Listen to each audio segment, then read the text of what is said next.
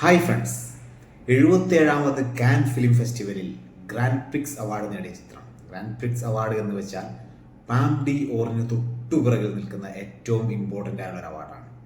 പറഞ്ഞു വരുന്നത് പ്രഭയായി നനച്ചതെല്ലാം. ഇത് പക്ഷേ കൂടുതൽ പേരും കേട്ടിരിക്കാൻ ചാൻസ് ഉള്ളത് all we imagine as light എന്ന പേരിലാവും. കാൻസ് ഫിലിം ഫെസ്റ്റിവലിൽ പ്രദർശിപ്പിച്ചു എന്ന് പറയുമ്പോൾ തന്നെ നമുക്കറിയാൻ പറ്റും, ഇതൊരു അവാർഡ് ടൈപ്പ് അവാർഡാണ്. കൊമേഴ്സ്യൽ എലമെൻസ് യാതൊന്നുമില്ല. ഉദാഹരണത്തിന് ഈ സിനിമയുടെ 90% സമയത്തും BGM ഇല്ല. പ്ലെയിനായിട്ട് പോകുന്ന ഒരു കഥയാണ്. എവിടെയും സസ്പെൻസോ ട്വിസ്റ്റോ ഇല്ല. ഇങ്ങനെയൊക്കെ പറയുമ്പോഴും ഏറ്റവും പ്രധാനപ്പെട്ട ചോദ്യം, എന്നിലെ സിനിമ ആസ്വാദകനെ ഈ സിനിമ സംതൃപ്തിപ്പെടുത്തിയോ ഇല്ലയോ എന്നാണ്. എൻ്റെ ഉത്തരം സംതൃപ്തിപ്പെടുത്തി എന്നാണ്. കാരണം നമ്മൾ ഓരോ സിനിമ കാണുമ്പോഴും ഒരു പ്രതീക്ഷയുണ്ട്. അത് തന്നെ നമ്മുടെ ചിന്ത ഇങ്ങനെയായിരിക്കും, ഈ സിനിമ ഇങ്ങനെ ആയിരിക്കുമല്ലോ എന്നുള്ളത്. ഞാൻ കാണാൻ പോയത് ഒരു ആർട്ട് സിനിമയാണ്, എൻ്റെ മുന്നിൽ കാണിച്ചു തന്നതും ഒരു ആർട്ട് സിനിമയാണ്. ഇനി അതിലെ പ്ലോട്ടിനെ കുറിച്ച് ചോദിക്കുന്നതാണെങ്കിൽ, മുംബൈയിൽ ജീവിക്കുന്ന 2 മലയാളി നഴ്സുമാർ, 2 പേർക്കും പല തരത്തിലുള്ള ചിന്തകളാണ്. ഒരാൾ കുറച്ച് സറ്റിലായി ചിന്തിക്കുന്ന ആളാണ്, നല്ല മെച്യൂരിറ്റിയുള്ള, കുറച്ച് ഏകാന്തതയൊക്കെ അവർ അനുഭവിക്കുന്ന, വിദേശത്തുള്ള തൻ്റെ ഭർത്താവിനെ കുറിച്ച് ഓർമ്മിക്കുന്ന ഒരു നഴ്സ്.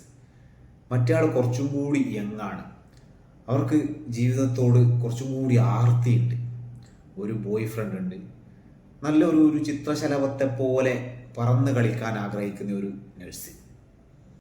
ഈ 2 നഴ്സുമാരുടെ കഥയാണ് പ്രഭയായി നനച്ചതെല്ലാം. കൂടാതെ ഇവരുടെ കൂടെ തന്നെയുള്ള ഒരു കുക്കിൻ്റെ കഥ കൂടി പാരലായി പോകുന്നുണ്ട്. ഇനിയിപ്പോൾ ഇത് എൻഗേജിങ് ആണോ എന്നൊക്കെയുള്ള സംശയങ്ങൾ വരും. ആർട്ട് സിനിമയാണല്ലോ. എന്നെ സംബന്ധിച്ച് ഇതിൽ ഏറ്റവും ഇമോഷണലായി അടുപ്പിക്കുന്ന ഘടകം മുംബൈ എന്നുള്ളതാണ്. കാരണം ഞാൻ മുംബൈയിൽ താമസിക്കുന്നത് കൊണ്ട് തന്നെ ലോക്കൽ ട്രെയിന്, തിരക്കുള്ള തെരുവോരങ്ങൾ, നമ്മൾ ബോളിവുഡ് സിനിമകളിലൊക്കെ ഭൂരിഭാഗം കാണുന്നത് ഒരു പോഷായിട്ടുള്ള മുംബൈയാണ്. പക്ഷേ ഇവിടെ സാധാരണക്കാരൻ്റെ മുംബൈയെ കൃത്യമായി പ്രേക്ഷകന് കാണിച്ചു തരുന്നുണ്ട്. ഈ ദൈനംദിന കാഴ്ചകൾ തന്നെയാണ് എന്നെ ഈ സിനിമയിൽ എൻഗേജ് ചെയ്യിപ്പിക്കാനുള്ള ഒരു കാരണം.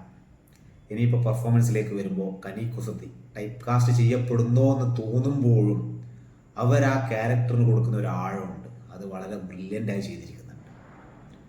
പക്ഷേ ഇവിടുത്തെ ഷൈനിങ് സ്റ്റാർ എന്ന് പറയുന്നത് ദിവ്യപ്രഭയാണ്. ദിവ്യപ്രഭ, ഞാൻ പറഞ്ഞല്ലോ, ഒരു ചിത്രശലഭത്തെ പോലെ പാറി നടക്കാൻ ആഗ്രഹിക്കുന്ന ഒരു ക്യാരക്ടർ. അതേസമയം തന്നെ കുറച്ചുകൂടി ബോൾഡായ സീനുകൾ അവർ ഇതിൽ അഭിനയിച്ചിട്ടുണ്ട്. അതുകൊണ്ട് തന്നെ സിനിമക്ക് 18+ റേറ്റിംഗ് ആണ് കൊടുത്തിരിക്കുന്നത്. പിന്നെ ഞാൻ പറഞ്ഞ 3ാമത്തെ ക്യാരക്ടർ ഛായാകഥം കുക്കായെത്തിയിരിക്കുന്നത്, അവർ ഈ സിനിമയിൽ കുറച്ച് കോമിക് എലമെൻറ്റ്സ് കൊടുക്കുന്നുണ്ട്. സീരിയസ് ആയ കാര്യങ്ങൾ പറഞ്ഞു പോകുമ്പോൾ അവർ സ്ക്രീനിൽ വരുമ്പോൾ തീർച്ചയായും അത് നല്ലൊരു റിലീഫായിരുന്നു. പിന്നെ വളരെ ചെറിയൊരു റോളിൽ എന്നാൽ നല്ല ഇമ്പാക്റ്റുള്ള ഒരു റോളിൽ അസീസ് നെടുമങ്ങാടുണ്ട്. അദ്ദേഹം നന്നായി ചെയ്തിട്ടുണ്ട്.